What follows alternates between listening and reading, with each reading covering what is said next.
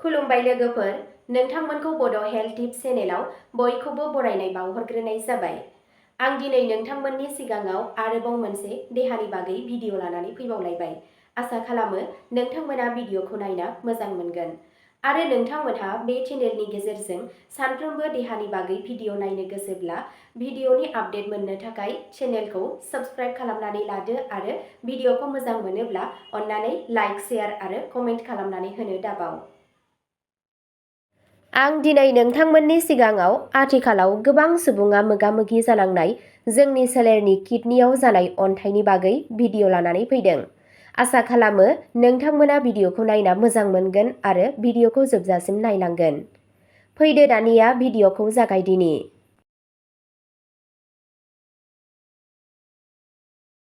जायखिजाया भिटामिननि आंखालाव किडनियाव अन्थाइ जानो हागौ नामा? बेनि थाखाय मा जानांगौ आरो मा लोंनांगौ बेखौ सोलोंनि फै। बबे भिटामिननि आंखालाव किडनिनि अन्थाइ जायो? नोंथाङा मिथिगौ ना माखासे भिटामिननि आंखालाव किडनियाव अन्थाइ जानो हागौ? फै जों मिथिनि बबे भिटामिननि आंखाला बे जेंनानि जाहोन जानो हागौ आरो किडनिखौ गोग्गो लाखिनो थाखाय मा जानांगौ आरो लोंनांगौ। दिनैनि गोख्रै खारनाय जिउआव जानाय आदार आरो जिउ खुंनायनि गोहोमा थोंजोङै जोंनि देहानि अंगफोराव गोहोम खोख्लैयो। किडनिया मोनसे अंग जाय थैखौ साफा खालामो आरो हासुदैनि गेजेरजों सोलेरनिफ्राय टक्सिनफोरखौ हगारो। नाथाय जेब्ला जों थोजासे दै लोङा, गाज्रि जानाय एबा माखासे गोनांथार सावस्रिफोरनि आंखाल जायोब्ला किडनियाव अन्थाइ जानायनि खैफोदआ बारायो। नोंथाङा गोबां समावनो खोनादों जानांगौ दि केलसियाम एबा इउरिक एसिडनि बांद्राय जायोब्ला अन्थाइ सोमजियो। नाथाय नोंथाङा मिथिगौ ना माखासे भिटामिनफोरनि आंखालाव किडनियाव अन्थाइ जानो हागौ? फै जों मिथिनो बबे भिटामिननि आंखाला बे जेंनानि जाहोन जानो हागौ आरो किडनिखौ गोग्गो लाखिनो थाखाय मा जानांगौ आरो लोंनांगौ। बबे भिटामिननि आंखाला किडनियाव अन्थाइ जानो हागौ? सेथियाव दङ भिटामिन B6 नि आंखाला सोलेराव अक्सालेट मुंनि मुवानि लेभेलखौ बांहोयो, जाय केलसियामजों लोगो नांनानै अन्थाइ सोमजिहोनो हागौ।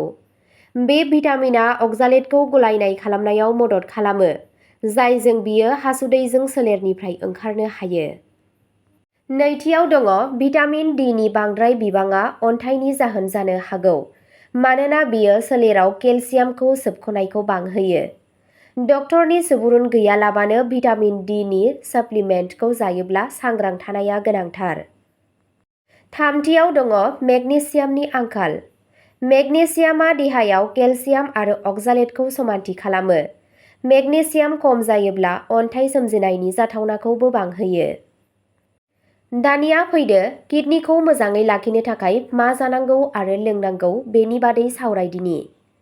भिटामिन B6 जों बुंफबनाय आदार जानांगौ, जेरैहाय थालिर, फालें, सानफ्लावारनि बेगरफोर, ना, बुट आरो दालिफोर।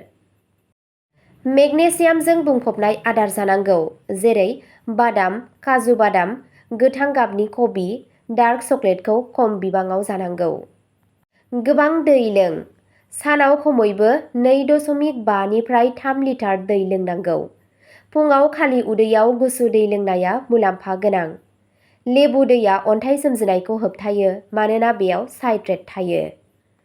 दानिया फैदो माबे जिरादखौ बांद्राय जानो नाङा बेनि बादै सावरायदिनि। बांद्राय संख्रि, बांद्राय बेदर आरो प्रसेस्ड आदार, सिनिजों बुंफबनाय लोंग्रा, सुबुरुन लायाजासे केलसियाम सुफुंग्राफोरखौ बांद्राय जानो नाङा। किडनिनि अन्थाइआ जानाय आदारनि गोरोन्थिफोरनि थाखायल' नङा, नाथाय सोलेराव सावस्रिनि आंखालनि फिथायबो जानो हागौ। भिटामिन B6 आरो मेगनेसियामनि आंखालजों लोगोसे भिटामिन D नि बांद्राय जानाया बे जेंनाखौ बांहोनो हागौ। बेनिखायनो समानथि आदार, थोजासे दै लोंनाय आरो डक्टरनि बोसोन बायदियै साप्लिमेन्ट लानाया जोबोर गोनांथार। अब्ला दिनैनि भिडिअ'आ एसेनोसै। गोजोन्थों।